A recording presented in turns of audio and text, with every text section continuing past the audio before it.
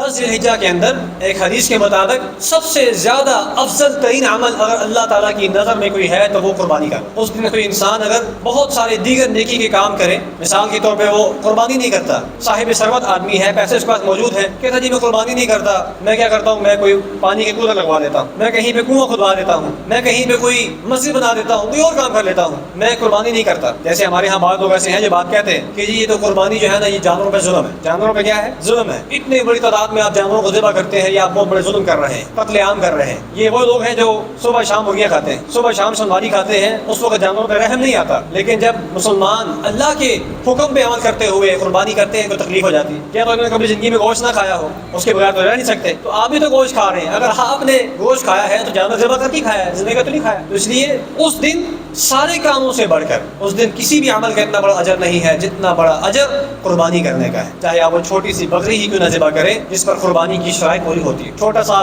جو دمبا ہے وہ ذبح کر دیں، گائے میں ایک حصہ ڈال دیں، اونٹ میں ایک حصہ ڈال دیں، یہ آپ کا ایک حصہ اس بہت بڑے عمل سے اجر میں بہت زیادہ آگے بڑھ جائے گا، کیونکہ اللہ نے اس دن میں یہ کام کرنے کا حکم دیا ہے۔ اور پھر اللہ کے رسول نے فرمایا کل قیامت کا دن ہوگا، جب ترازو رکھا جائے گا تو جو ہم نے قربانی کی ہوگی وہ قربانی اس کے بالوں سمیت، اس کے چمڑے سمیت، اس کے ناخنوں سمیت، جو چیزیں ہم پھینک بھی دیتے ہیں وہ سارے سمیت لا کر ہمارے نام اعمال میں رکھ دی جائے گی، ترازو میں رکھ دی جائے گی، اس سے ہمارا ترازو کیا ہو جائے گا؟ وزنی ہو جائے گا۔ اس لیے آپ نے فرمایا ابھی آپ قربانی کے لیے چھری پھیرتے ہیں جانور کے اوپر، ابھی اس کا خون کا قطرہ نیچے نہیں گرتا ہے، اللہ تعالیٰ کے ہاں وہ خون ایک بہت بڑا مقام حاصل کر لیتا ہے، نیچے گرنے سے پہلے ہی اللہ کے ہاں مقبول ہو جاتا ہے۔ لیکن شرط وہی ہے کہ اخلاص ہونا چاہیے، کیونکہ ہمارے ہاں المیہ بن چکا ہے کہ یہ قربانی اب ریاکاری بن چکا ہے۔ جب سے سوشل میڈیا آیا ہے، موبائل آیا ہے، تو یہ اس میں ریاکاری بہت زیادہ آ گئی۔ لوگ صرف دکھانے کے لیے، شور شاہ کے لیے، نمود و نمائش کے لیے قربانی کرنے شروع ہو گئے۔ یہ بہت خطرناک چیز، اپنے عمل کو ضائع نہیں ہونے دینا چاہیے۔ فرمایا کہ جس آدمی کے پاس استطاعت ہو،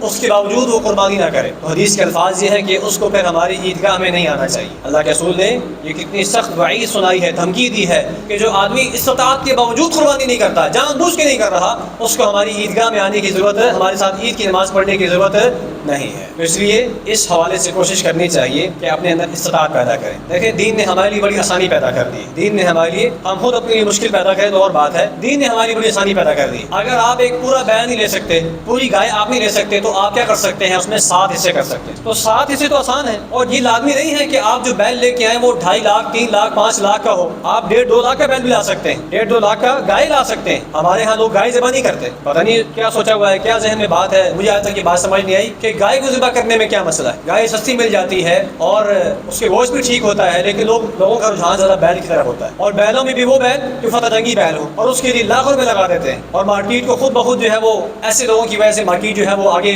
مہنگی ہو جاتی ہے، جانوروں کے ریٹ جو ہے وہ مصنوعی طور پہ مہنگے ہو جاتے ہیں۔ تو آسانی یہ ہے کہ آپ بیل چھوڑ کے گائے لیں، اور اس گائے میں 7 حصے کر لیں۔ اگر 1.5 لاکھ کی گائے ہے تو 7 حصے کریں گے تو کتنی آسانی سے ہر بندے کے اوپر ایک حصہ آ جائے گا، تو وہ کرنا کتنا آسان ہے۔ اسی طرح اونٹ ہے تو اونٹ میں آپ 10 حصے کر سکتے ہیں، چھوٹا اونٹ لے لیں، اونٹ نہیں لے لیں، لیکن یہ ہے کہ جس پر شرائط پوری اترتی ہے، اس پر جو شرائط دین اسلام نے رکھی ہیں وہ پوری ہونا ضروری ہے، کم از کم دھوتا ہونا اس کا ضروری ہے۔ تو کوشش کرنی چاہیے کہ اس کے لیے جس طرح ہم اپنے باقی چیزوں کے لیے پیسے جمع کرتے ہیں، پورا سال ہم نے فلاں ٹور پہ جانا ہے اس کے لیے پیسے جمع کیے، موٹر سائیکل لینا پیسے جمع کیے، بچے کی فیس دینی ہے پیسے جمع کیے، ان سارے کاموں کے لیے پیسے جمع کرتے ہیں، جب قربانی آتی ہے تو ہم کہتے ہیں کہ پیسے کوئی نہیں۔ اور یہ بات بھی ذہن میں رہے کہ بعض لوگ یہ بات کہتے ہیں کہ قربانی اس آدمی پر فرض ہوتی ہے جو صاحب نصاب ہو، تو صاحب نصاب، قربانی کے لیے صاحب نصاب ہونا ضروری نہیں۔ یہ ہر بندے کی اپنی استطاعت ہے، ہر بندہ خود سمجھ سکتا ہے کہ میرے پاس اس وقت اتنا مال ہے کہ نہیں کہ جس سے میں آسانی کے ساتھ قربانی کر سکتا ہوں کہ نہیں کر سکتا، ٹھیک ہے۔ اس کو نصاب کے کھاتے میں ڈالنے کی ضرورت نہیں ہے، وہ نصاب زکوٰۃ کے لیے ہوتا ہے،